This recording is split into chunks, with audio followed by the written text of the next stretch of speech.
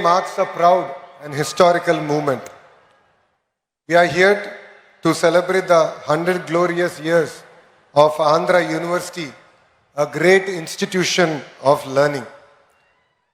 Andhra University ఒక institution మాత్రమే కాదు, అలాంటి వాళ్ళకి ఒక ఎమోషన్.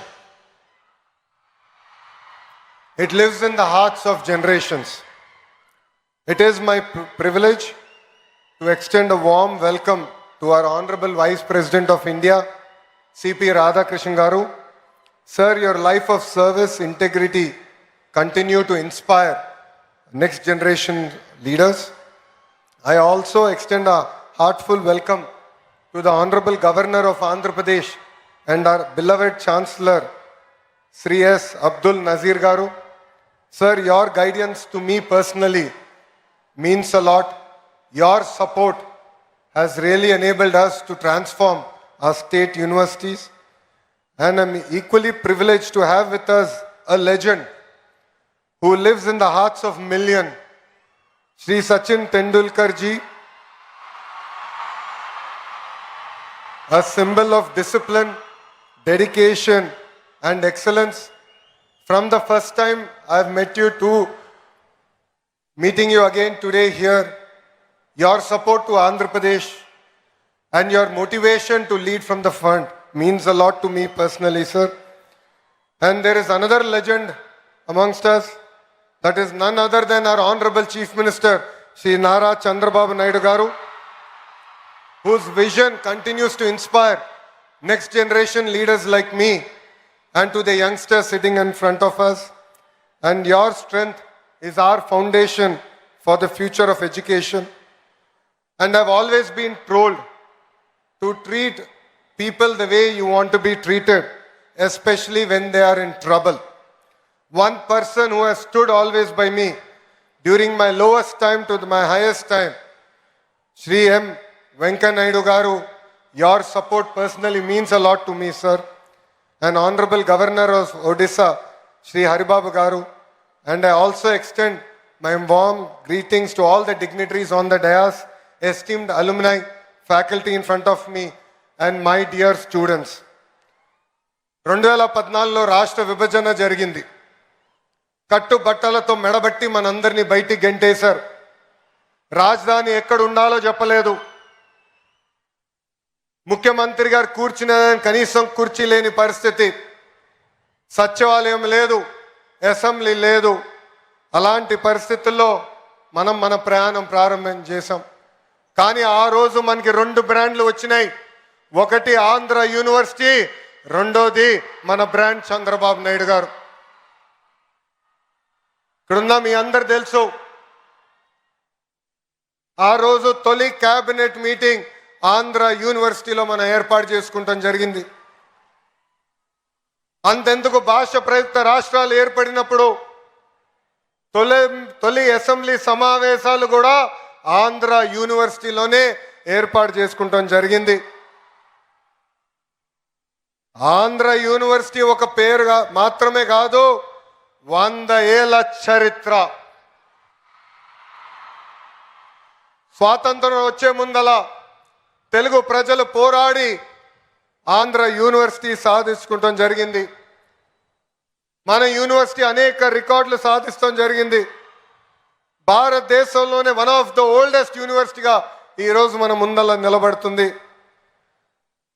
భాష ప్రయుక్త రాష్ట్రాల కోసం మనం ఆనాడు పోరాడితే ఆంధ్ర రాష్ట్రం ఏర్పడింది.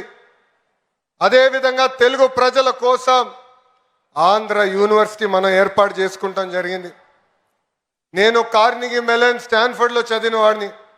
కానీ ఈరోజు మిమ్మల్ని అందరూ చూస్తే అసూయపడుతున్నా, ఇక్కడ ఆంధ్ర యూనివర్సిటీలో చదువుంటే ఎంత బాగుండేదని. పక్కనే విశాఖ బీచ్ రోడ్, అద్భుతమైన ఫ్యాకల్టీ. అంతెందుకు ఆంధ్ర యూనివర్సిటీ స్టూడెంట్స్ జోషే ఈరోజు అదిరిపోతాం జరుగుతుంది.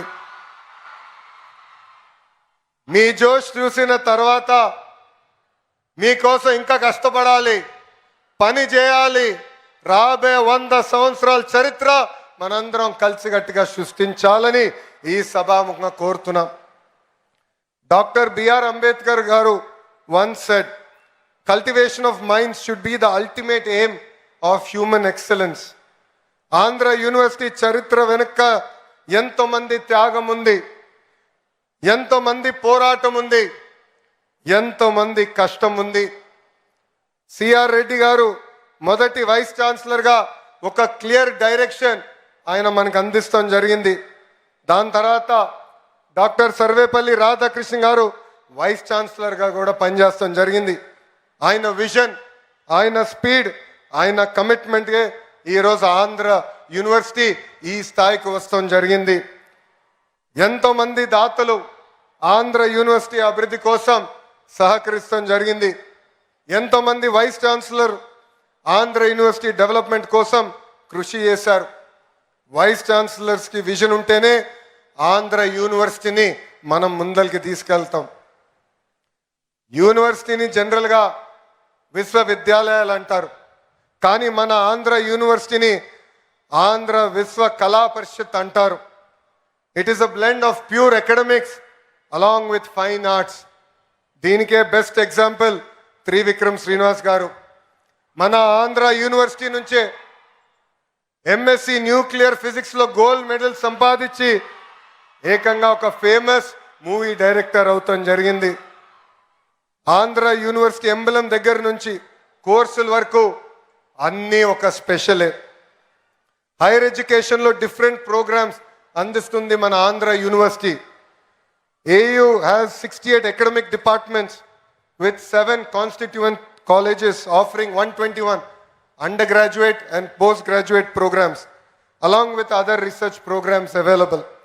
AU has 304 affiliated colleges with 85,000 wonderful students, including 1,050 foreign students coming across 56 countries. Andhra university ఆంధ్రప్రదేశ్కి మాత్రమే కాదు, భారతదేశానికే గర్వ కారణం. ఆంధ్ర యూనివర్సిటీ గత 2 ఏళ్ళుగా అనేక ర్యాంకులు కూడా సాధిస్తాం జరుగుతుంది. ISO సర్టిఫికేషన్ కానివ్వండి, NAC A++ కానివ్వండి, NRF 2025లో one of 4th best state యూనివర్సిటీగా కూడా మనం సాధించుకున్నాం. But I will be happy as an education minister only when Andhra University is among the top 3 universities in India and among the top 100 in the world. So I request the faculty in front of me, the Vice Chancellor on the dais, GP Rajshekhar Garu, with this single agenda we should work hard and make our Chancellor Abdul Nazir sir proud. Andhra University lo చదువుకున్న వారు గొప్ప స్థాయికి వచ్చారు. Physics నుంచి politics వరకు Andhra university mark శాశ్వతంగా ఉంది. వెంకయ్యనాయుడు గారు, GMC బాలయోగి గారు, K హరిబాబు గారు, సుబ్బారావు గారు, BVR మోహన్ రెడ్డి గారు, పూర్ణ సగుర్తి గారు, గ్రంథి మల్లికార్జునరావు గారు, చావా సత్యనారాయణ గారు, ఇలాక అనేక మంది పారిశ్రామికవేత్తలు, రాజకీయ నాయకులు కూడా వచ్చారు. అంతేకాదు రాజకీయాల్లో కూడా ఆంధ్ర యూనివర్సిటీ స్టూడెంట్స్ నంబర్ 1. ఎందుకంటే గాజువాక శాసనసభ్యులు పల్లా శ్రీనివాస్ గారు కూడా Andhra university product. Their rise is not merely by chance. It is by commitment, struggle, sacrifice and unwavering determination. And I expect many more students here who are in front of us to join politics, to bring about the change that we want to see in politics, and together we can make India Vikasit Bharat, which is the dream of our Honorable Prime Minister, Shri Narendra Modi ji. ఇక్కడున్న విద్యార్థులందరూ కూడా నా జీవిత ప్రయాణం గురించి కూడా చెప్పాలనుకుంటున్నా. కార్నిగి మెలన్లో చదివా, స్టాన్ఫర్డ్కి వెళ్ళాను, దాని తర్వాత వరల్డ్ బ్యాంక్లో పనిచేసా, హెరిటేజ్లో కూడా ఎగ్జిక్యూటివ్ డైరెక్టర్గా ఉన్నా. ప్రజలకి సేవ చేయాలని ప్రత్యక్ష రాజకీయాల్లో 2013లో వచ్చా. వేదిక మీద గౌరవ ముఖ్యమంత్రి గారు ఆశీస్సుల మేరకు నేను పంచాయతీరాజ్ గ్రామీణాభివృద్ధి శాఖ మంత్రిగా కూడా పనిచేశా. 2019లో ఎప్పుడు గెలవని నియోజకవర్గంలో పోటీ చేసి గెలవాల లక్ష్యంతో నేను ప్రయాణం ప్రారంభించా. 5300 ఓట్లతో నేను ఓడిపోయా. మొదటి రోజు బాధ ఆవేదన కలిగింది, కానీ అది నా 2వ రోజు నుంచి నాలో కసి పెంచింది, పట్టుదల పెంచింది.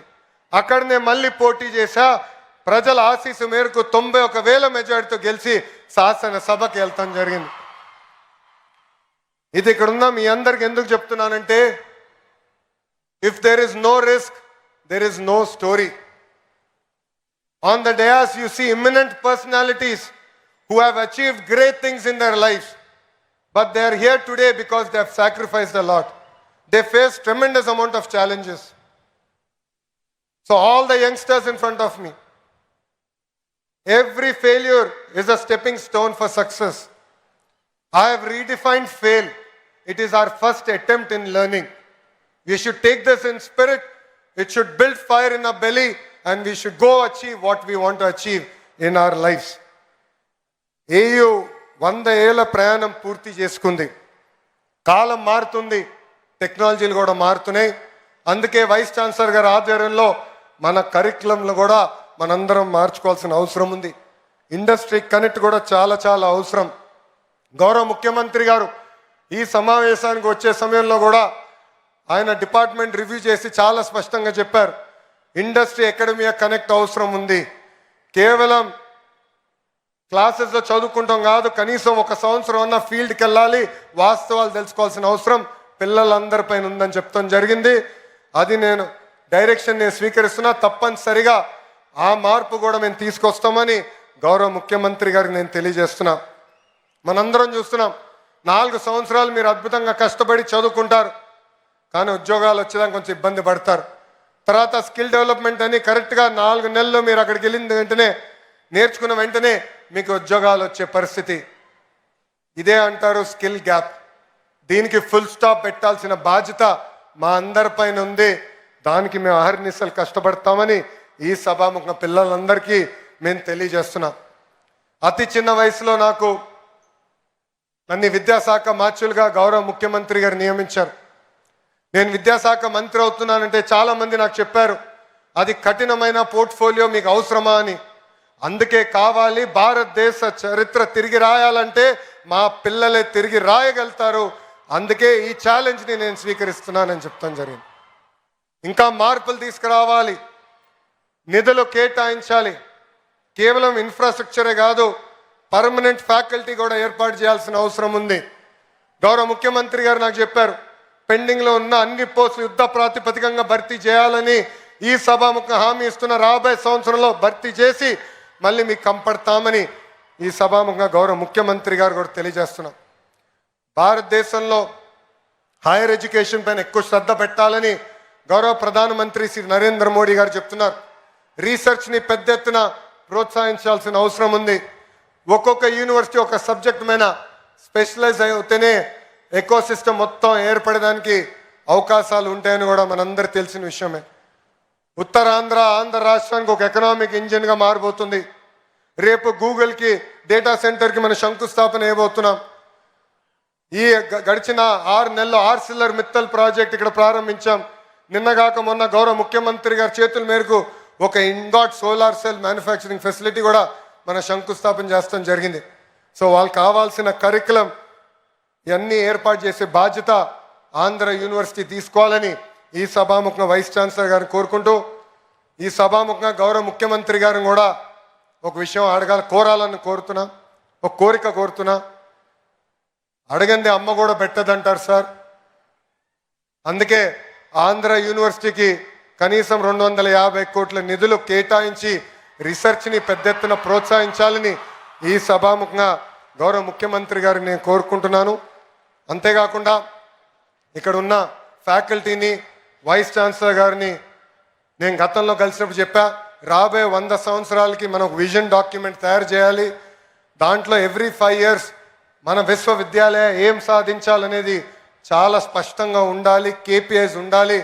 అది రూపొందించి మన స్టూడెంట్స్ టెనెట్ ముందలు పెట్టి వాళ్ళ ఫీడ్బ్యాక్ కూడా తీసుకుని రాబోయే 100 సంవత్సరాలు విజన్ డాక్యుమెంట్ తయారు చేయాలని ఈ సభ ముఖంగా మిమ్మల్ని అందరూ కోరుకుంటూ, నాకింత అద్భుతమైన అవకాశం ఇచ్చిన మీ అందరికీ పేరు పేరున నా హృదయపూర్వక ధన్యవాదాలు తెలుపుకుంటూ మీ అందరి దగ్గర నుంచి సెలవు తీసుకుంటున్నా. జై హింద్. అందరు నాతో చెప్పాలి, జై హింద్, జై హింద్. Thank you.